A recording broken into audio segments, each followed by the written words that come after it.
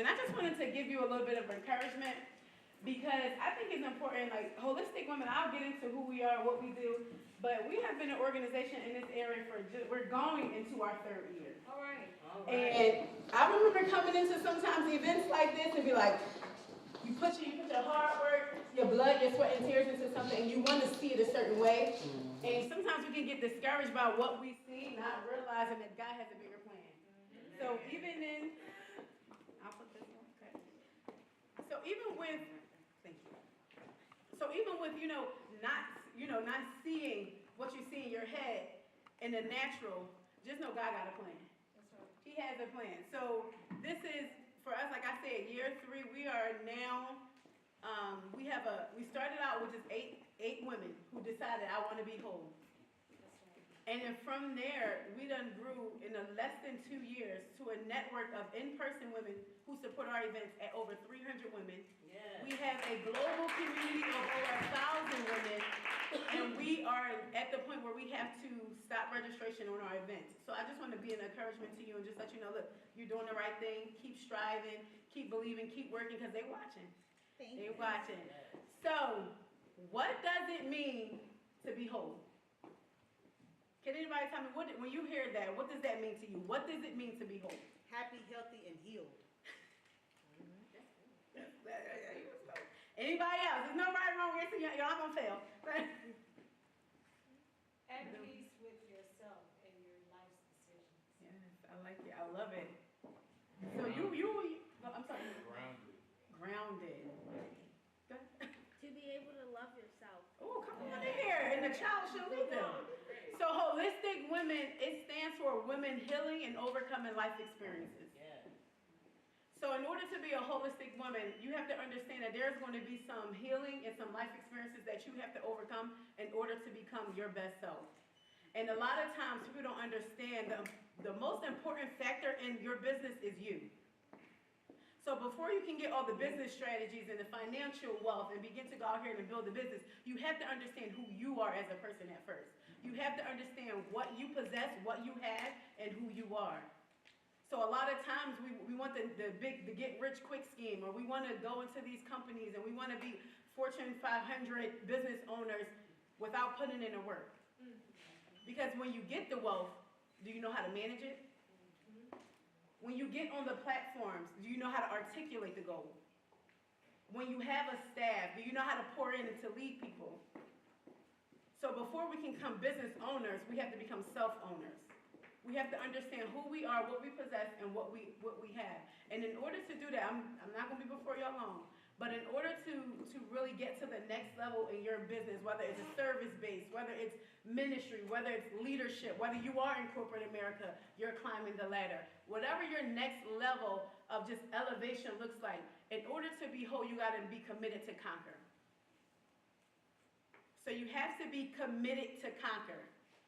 To conquer means to have overwhelming victory. What does your life look like when you walk into the next stage of your life? Conquering. What areas of your life do you need the overwhelming victory in?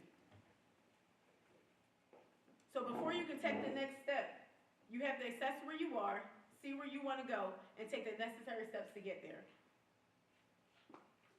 So I'm not just going to leave y'all with a bunch of talk. So I'll give you strategies of how to really to apply this to your life. So the 4 strategies to conquer, you got to have confidence. Yes. You have to have confidence. You have to believe in yourself, because how you see yourself is how other people will experience you. So if you see yourself as a little kitten, then that's all people are going to experience you as. But when you really are a big lion, I'm a Leo too. So I can relate to that.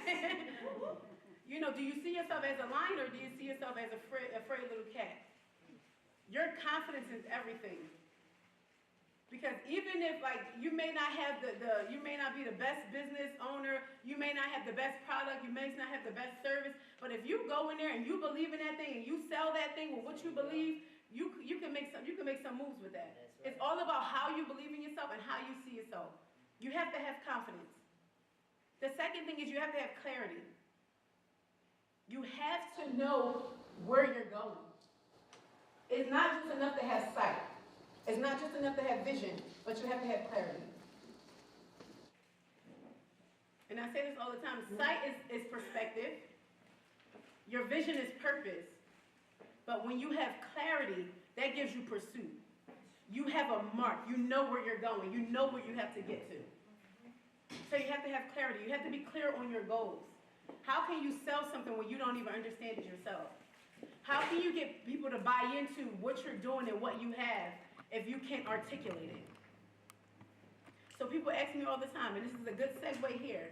Who are you? What are you doing? What is Holistic Women? So my name is Sharita Burnett. I am the founder of Holistic Women. Holistic Women is a women's organization that was created to empower, encourage, and equip women to live out their purpose in order to become whole. The purpose you is the whole you. The whole you is the you that is conquering. The whole you is the you that has overwhelming victory in every stage and area of their lives. So before I can get on big stages, I got to make sure, okay, am I whole? Y'all know the saying, even a broken clock is right at least 2 times a day. At the end of the day, it still has no value because it's broken. So as a woman, sorry fellas, y'all just got to indulge us for a minute. But as a woman, it's important to understand that you can't pour and you can't give out from a broken place. Because what we want to give people is value. When people experience you, what do they get? Do they get brokenness? When people experience you, what do they get? And that's important for you to even take into your business. When I'm out here advertising and I'm networking and I'm doing this, what are people receiving from me? Your business should be an answer to the question they didn't even know they had. So that's what we need to do. That's why clarity is important. That's why confidence is important. You got to walk into every room like you own it. I don't care if you're a guest. I don't care what your role is. You're in the room, then something should happen. That's the type of confidence you have to have. So you got to make sure you have your confidence. You have to have clarity. You have to have consistency. It's so easy to be distracted and to get disappointed sometimes by what we see naturally that we forget that we can be right at the precipice of a thing and we'll turn around and walk away not realizing the greater is right there. All you needed was one more step. All you had to do, a fresh wind was coming. Let me say, I'm a woman of faith, and I believe that you can be right at the mountaintop. But the fact that we move because of what we see, we don't even understand the wind that God was sending to push you into your next plan and purpose. Remain consistent. Keep posting. Keep having events. Keep bragging about your business. I seen a meme that said, let me tell you something, don't be afraid to promote your business because Fashion Nova done text some of us 13 times in one day. So, don't be, okay, I get about 25 sheet notifications in an hour, okay? So don't be afraid to promote your business. People are watching. The right person at the right time will make all the difference. Remain consistent. I know some of us will ghost Instagram for a while, but then it's like, people, they don't trust you. They don't trust that you're going to show up, so why would they buy into something where they don't even feel like, oh, they don't care about it, so why should I? Your consistency will allow you to see longevity over time. And then the last thing you have to do is have community. Communities like this is so important. Iron sharpens iron. You can't do this in a silo. You can't do it reclusively. Relationships are important. Networking is important. Getting in the right rooms is important. Investments are important. So you want to have a community of people that are there that can push you and propel you into your next level of your purpose. That way you can begin to win. You can begin to conquer. You can begin to have the overwhelming victory in every area and stage in your life. So the 4 strategies you need, if you don't remember nothing else, in order for you to conquer, you got to have confidence. You have to have clarity. You have to be consistent. And you have to get into communities like this. Get around people who make you smarter. Get around people that challenge you. Get around people that make you question the validity of what you're offering. Get around people that give you the strength to conquer. When you're building something, you can't be around people who are slaying the bricks. People who are, while you're building, they're steady taking. And you're wondering why you're not elevating because the weight that's beneath you, they're taking it away from you. Get around people that's going to take a brick and help you build it. Come on. And like you said earlier, you said maybe it's not family, but you can find communities of people who will invest. That's right. You can find people who, but my thing is you have to believe in it first. So you have to believe in it first. And the more you believe, the clearer you are, the more confident you are, then you'll have people that come and say, I got to be a part of that. I got to be a part of this. And that's a testimony that I have. I looked up and I got a team of 8 women, and I'm like, where y'all come from? And let me tell you something. You would think Holistic Women was theirs before you even if my picture wasn't there, let me tell y'all something. You would think it was theirs because that's how much they ride for it. That's how much they love it. That's how much they are so bought into it. When you understand what you have and the blessing that God has given to you and the vision that you have, people will invest in your seed. And then everybody will have fruit. So as you become whole, as we become women who are healing and overcoming life experiences, we have to understand that we will conquer this year. If you say, you know what, this is my year to conquer, say, I'm going to conquer more in 2024. I'm going to conquer more in 2024. Let's go. So I do want to let you know that if you say, I'm conquering this year, we have a devotional journal that'll help you get started along the way. It takes 21 days to make or break a habit. So we have a journal that's filled with 21 days of just devotions that help pour into your mind, your body, your spirit. There are exercises at the end of each day to help work your body physically. We also have scriptures in there, journal prompts so you can take time to write your journals. And then it's also a link for you to join our women's community. So if you want to be a part of a community of women, this is not no clique, this is not no gossip group. These are women who have grace and who have purpose. So they will help push you. We exercise together. We have different events. So get plugged in, get involved. And if you have any more questions, you can come see myself and Deja over here at our table, and we'll be happy to talk to you guys about it, okay? Thank you so much for having me.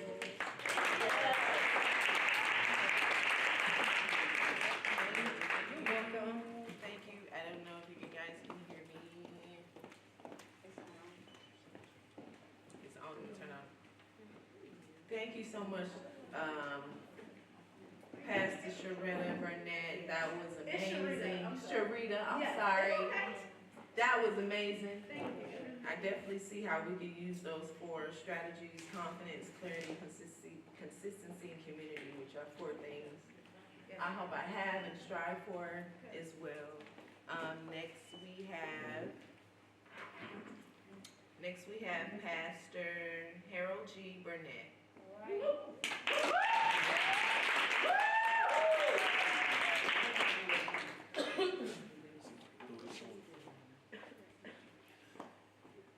Everybody good? I am excited to be here, hang out. Again, thank y'all for the invitation. And I don't come out to Reedsville much, so this was a good opportunity to come out and hang out in Reedsville. My assignment is simple: to talk to y'all about grant writing. I heard a couple things about grant writing being hard. I'm gonna simplify this for you. A little bit about myself. I have been in the grant writing industry now since 2014. Okay, I started writing grants for the Boys and Girls Clubs of Delaware and would secure $100,000 grants for them on an annual basis, right? The Boys and Girls Club is a very, very large organization and really requires private funding or public funding at times to secure what they need to do. And sometimes the misconception is around grant writing is that free money is reserved for big fish. That's not true. Okay, I also pastor a local church in Greensboro, and the only way that we survived when we first started out was by grant dollars. North Carolina, not sure if you know this, is one of the top states in this country that offers free money to small businesses. I want to talk to you about it. Okay, so first thing you need to know is the importance of grant writing. three things here, and I don't got a lot of time, so I gotta move fast. Okay, one, you wanna validate the unique need of your project. If you're a for-profit business, there are grants for for-profit businesses, but that's like trying to find a needle in a haystack. Okay, 9 times out of 10, you're getting grant money for community-based initiatives, right? Educational projects, community-based services, community-based organizations. That's 9 times out of 10 where your free money is coming to. So you want to be able to validate the unique need of your project. You want to be able to articulate your goals persuasively, and you've got to explain the need financially. That's huge. So you can have a $1 million idea where you want to end homelessness in Reedsville, right? But if you can't make that sense financially, if you cannot make it make sense financially, I don't care how big the vision is, how big the purpose is, you ain't getting no money. I know it's not grammatically correct, but y'all understand what I'm saying? You ain't getting no money. Yeah. Okay, so I want to talk to you about this.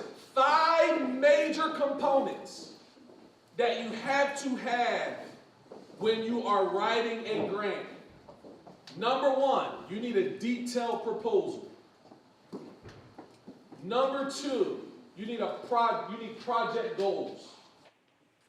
Number 3, you need project outcomes. Number 4, you've got to have really good documentation. Number 5, you've got to have a budget. Okay, you need a detailed proposal, you got to have project goals, project outcomes, documentation, and you've got to have a budget. Okay, so you got to understand, there's an art to this. It's not like, you can go home and open up the notebook and start journaling. That's not how grant writing works. Okay, you've got to be able to write specifically to the people whose money you're asking for. Right? So if that person loves red dogs, then you need to write about red dogs. I don't care if you don't like red dogs. They do. So you've got to customize your writing to accommodate who you're appeasing to, who you're writing to. So number 1, there's got to be purpose to this. You've got to make sure that you're writing for a wide range of purposes, right? Entertainment, education, personal expression, all of that stuff is important. So let me give you an example of that. So when you're writing your grant, are you telling personal stories of the difference that what you're doing is making and whoever's life is making a difference in? And it don't got to make a difference to a lot of people. It's only got to make a difference to one. That's the other big misconception, that you feel like you got to be like doing this massive, impactful, global work. No, like my church right now in Greensboro, we probably see on average now 75 to 100 people. We've been doing this for 2 years. We start like that. We started with 6 people in my house, right? With a mission that said we wanted to intentionally serve Christ in the community at the same time.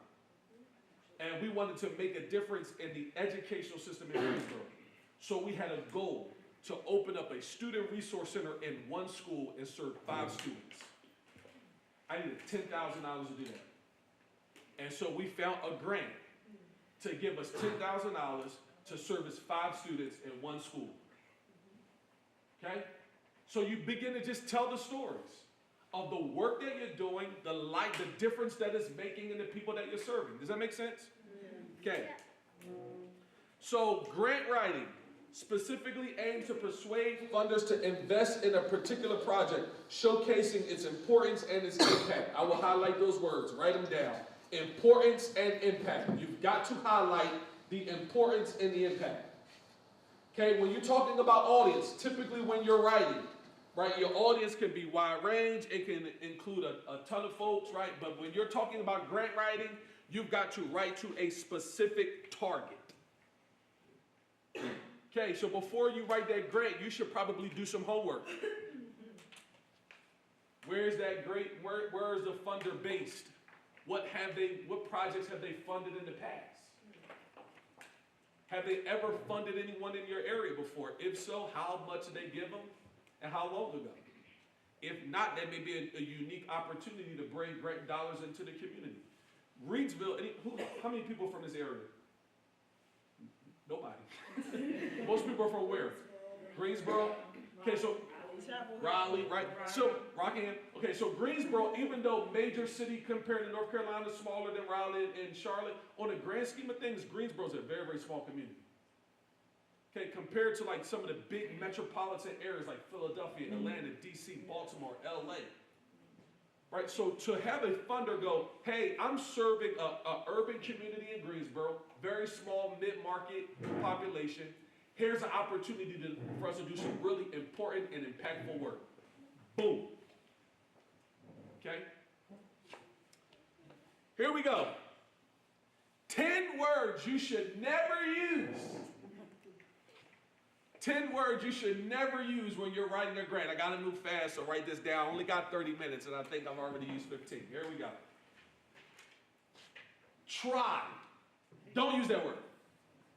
Okay, you want to replace that with something that's more definitive.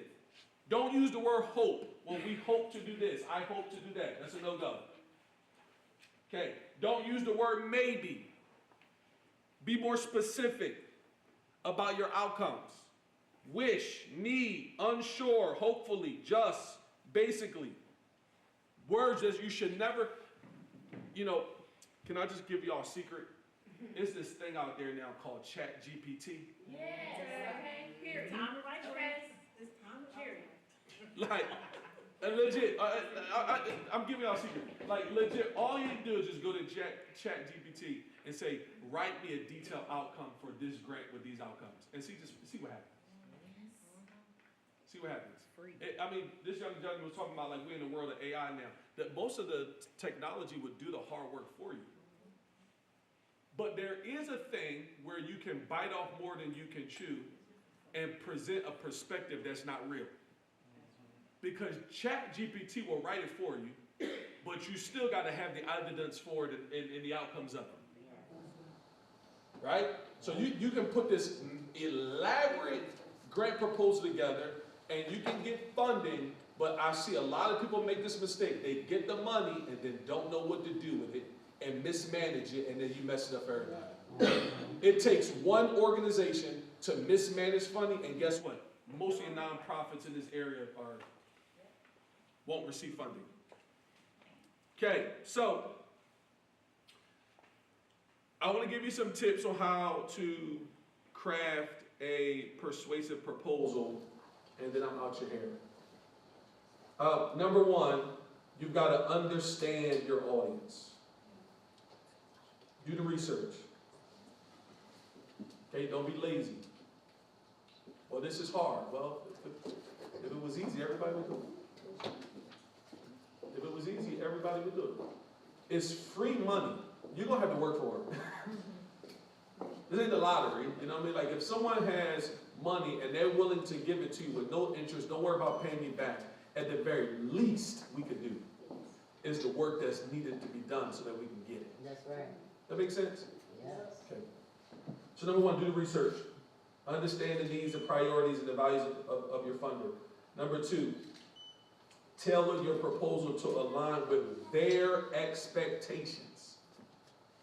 So that's a question that you can ask a funder. What's your expectation if you give me this money? And then you write your grant based on their expectations. Does that make sense? Number two, you need to define your problem clearly. Clearly articulate the problem or the need of the project. Provide evidence, statistics, real-life examples to highlight the urgency and the significance of the issue. So what I mean by that is, when we found out that, what's the first school we did? Harrison Middle School was the first school. When we did Harrison Middle School in Greece, some people know about Harrison? Okay. Well, right now we've got 3 actually student resource centers. My goal was to make sure as a pastor that we service all schools within a 5-mile area of our church. Okay? And the way we want to do this was opening up what we call intentional student resource centers. Well, what's the problem? Public schools, particularly in the hood, excuse my French, just want to be straight, no chaser, they don't get money. Right. And our babies are struggling. Right? And so I didn't want to depend on nobody else to educate and provide resources for my children when I had the means to do it. So what we said we was going to do was, okay, if y'all don't want to put nurses in there, if y'all don't want to put after-school resources in there. If you don't want to provide extracurricular activities, because I still came up in the age when we had after-school programs. Right. Somebody say amen. I feel like we in church now. Amen. So I said, okay, well, we're going to own this responsibility. So we are going to, school district, thank you for the partnership, but you ain't going to put no money to this. Because I don't want you to tell me how to do what I want to do.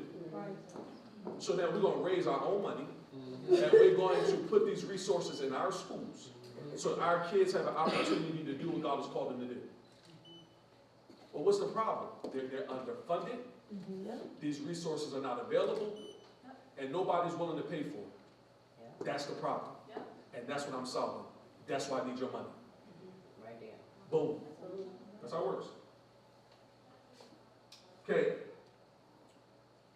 The other things that are important here, one, you need to demonstrate expertise and credibility, and I think this is where a lot of people go wrong. I think this is where we mess up because of the AI, the ChatGPT. It creates a false level of expertise. Right? Because once you start writing like that and talking like that, then guess what?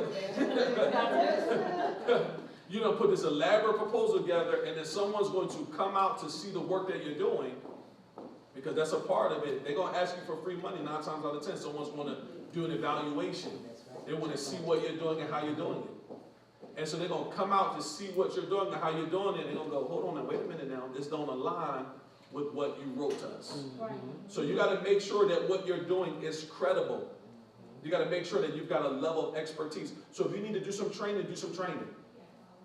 Right? If you need to sit down and be mentored by somebody, do what you need to do. Showcase the expertise and experience of your team and your organization. Provide evidence of past success that are relevant to the qualifications. So I tell people, your time costs money, but it really don't cost you to give your time. So if you're really passionate, so I have the privilege of being married to this woman right here. We just don't have the last name. It's not coincidental, right? She's massively passionate about it. So before she had the financial and just kind of the economic status, right? Like she was giving her time before she was given anything. So if you can't volunteer in your own project, why would you expect somebody else to? Y'all not saying nothing. Y'all not saying nothing. Y'all not saying nothing. Right? You can't expect people to give you their money and you won't even work for what you're asking for. Let me just let that drop a little bit. Okay? So you got to build up the expertise. Okay? You got to provide evidence. You got to say, hey, before anybody gave me any money, I was going into these schools. I was volunteering. I was doing the work.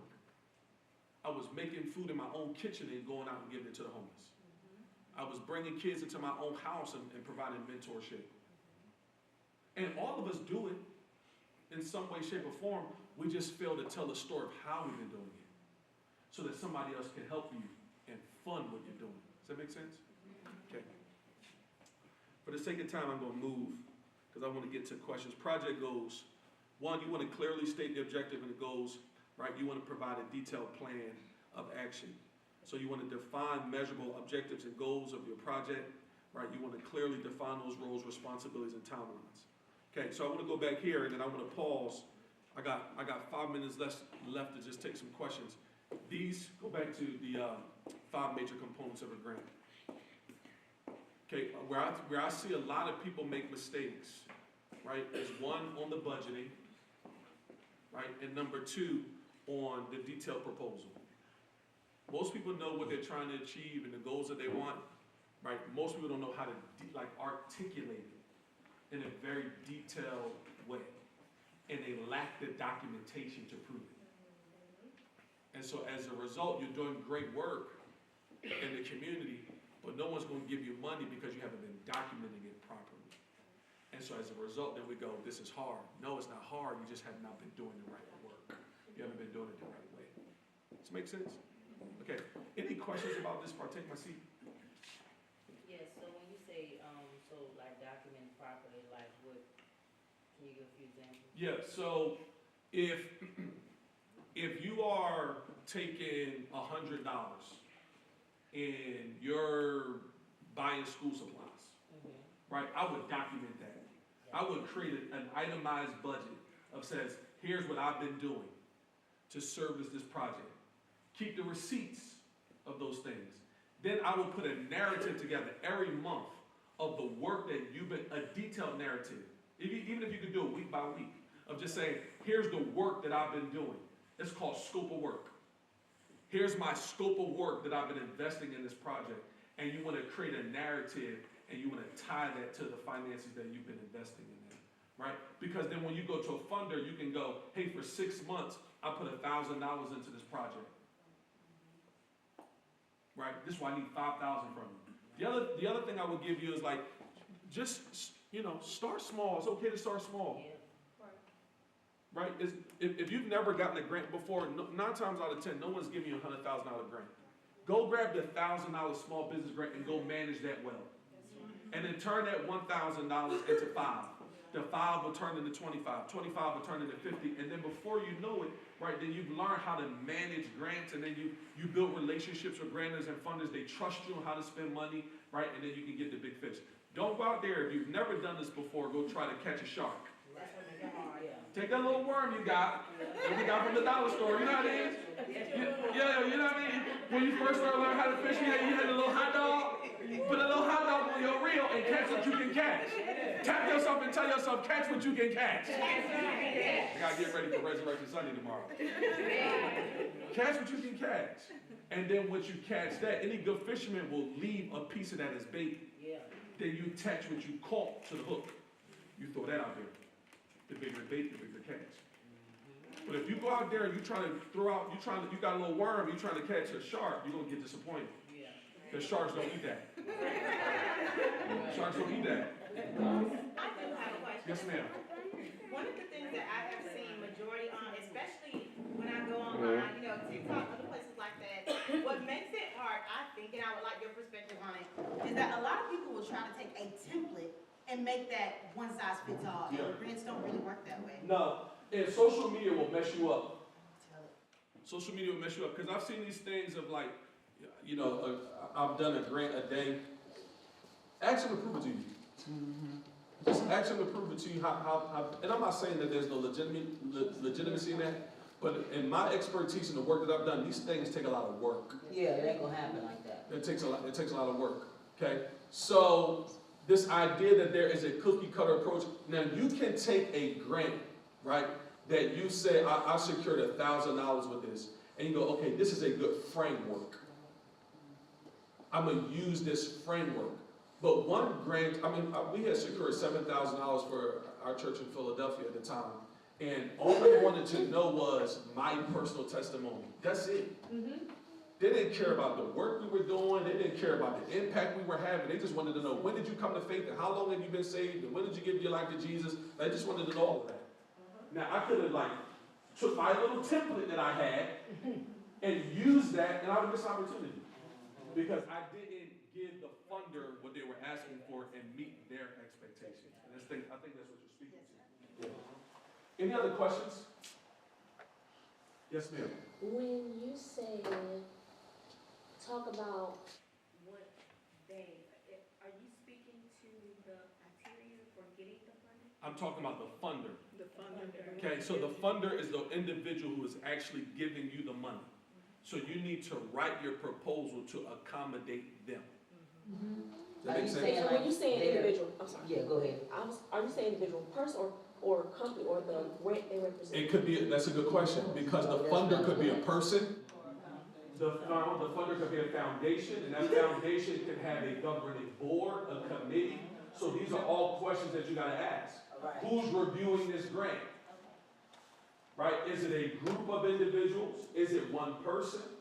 Okay, some foundations are run by families. Some of them are run by the government. So if you're doing like an online grant, how would you figure that out?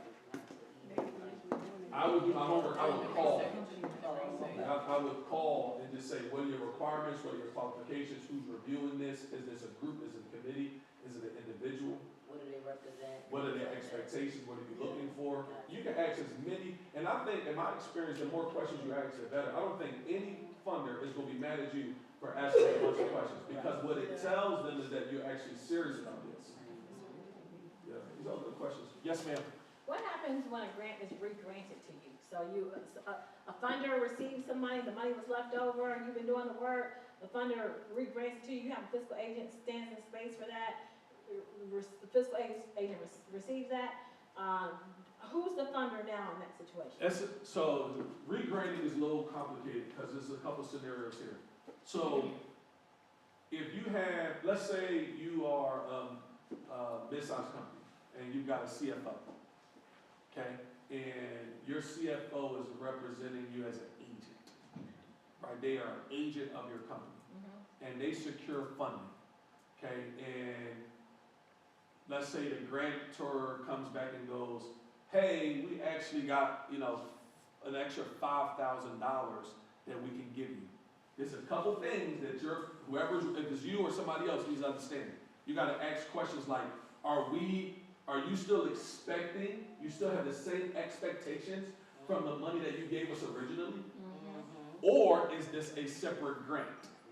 So this is a re-grant, this is leftover money from a grant that I don't even think you're supposed to have leftover money, but it was leftover money from a grant. So I'm assuming that we'd be up under the same. No, never assume. Never assume. Never assume. Well, it was specified that we've used the money in terms for the program. Okay, But I would just go back to them.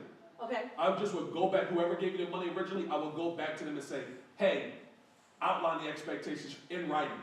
Outline the expectations for this additional money that you're giving us. okay. Good question.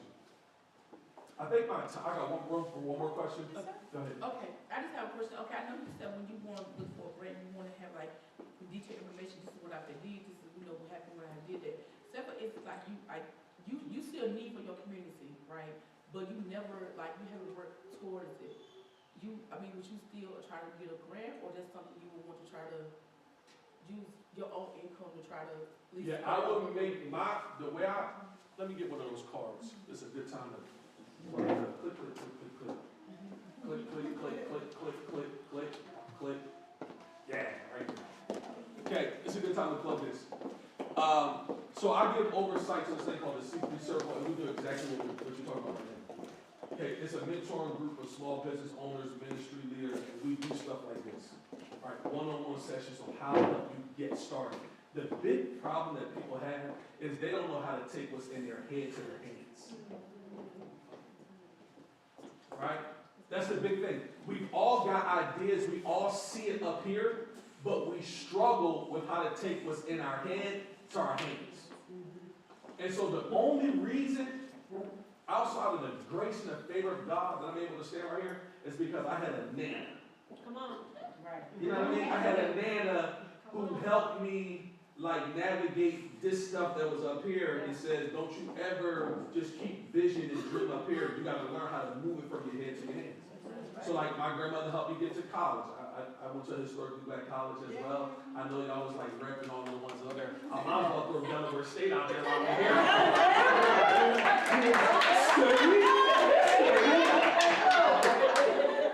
My grandmother hit me in HBCUs, first one in my family to go to college.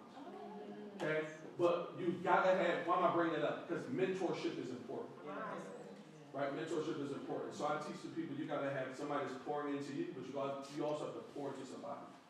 And that's why I founded this network, because I realized there's a lot of us that have got good ideas, right? We are visionaries, but we don't have, we don't have an estate that somebody left us.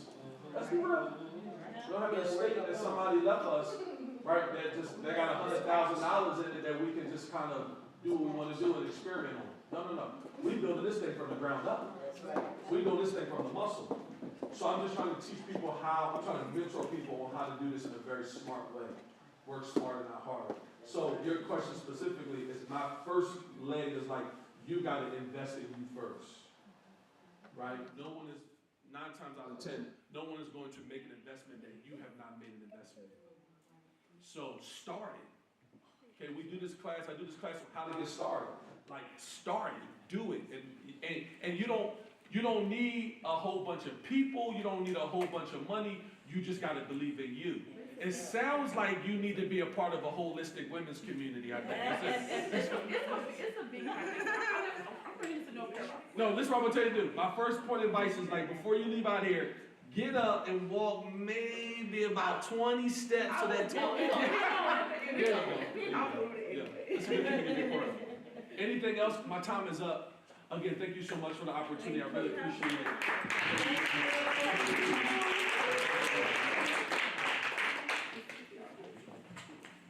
Thank you so much, Pastor, for that. Don't forget to your party. Okay, guys, now we're gonna go ahead and have a 10-minute intermission, okay? You guys are welcome to take a seat around, get some water, restroom. View the property as well. We have some beautiful, the Penn State over there. Is that it? Yes, so once again, we're gonna have a 10-minute intermission, so you're welcome to view the property. Just take a look, go outside, the weather's nice out there. All right.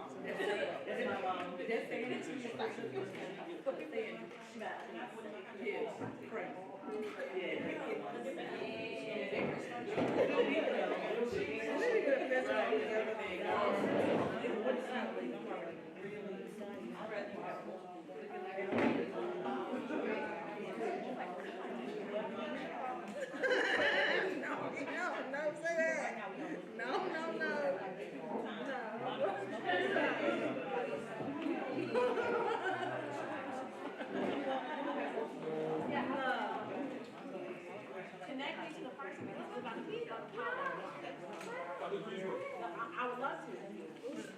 Fill this out for me so I know.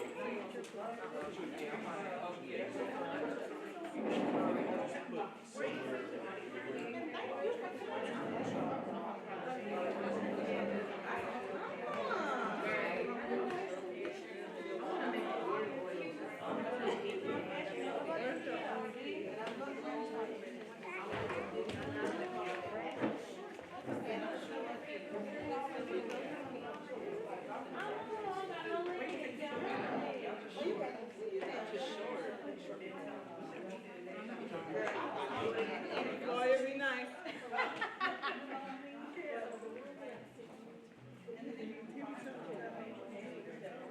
Look at me from my hoo.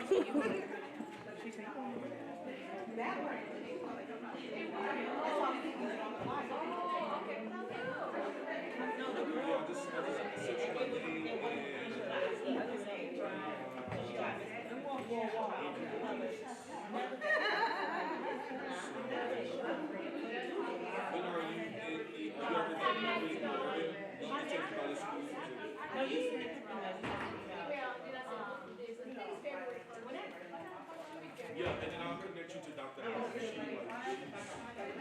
gets oversight to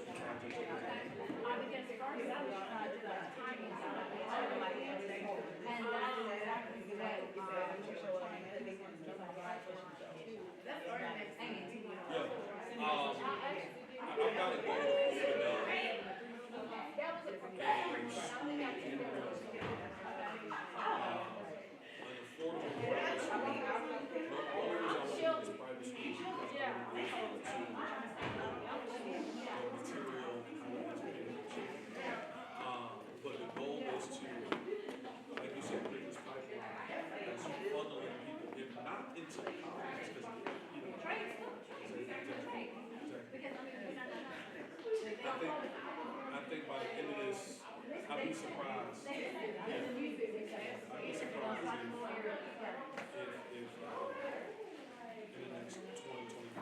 They already said it. Well, this generation don't, like, social media influence, people making their money without college degrees. Right, right. And if they know with the technology that they don't have the need for the work, they don't need to learn how to work.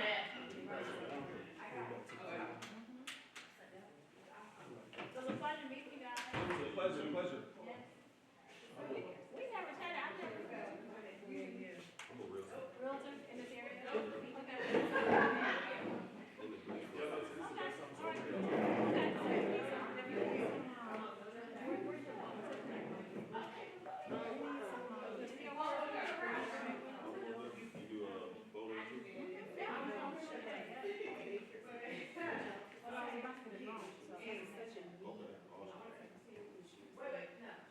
You put your name and number on this. I did, yeah, because I was like, how did you guys, How you pronounce your first name? It's Kalisha? Kalisha, okay. that was from I got it. So, ironically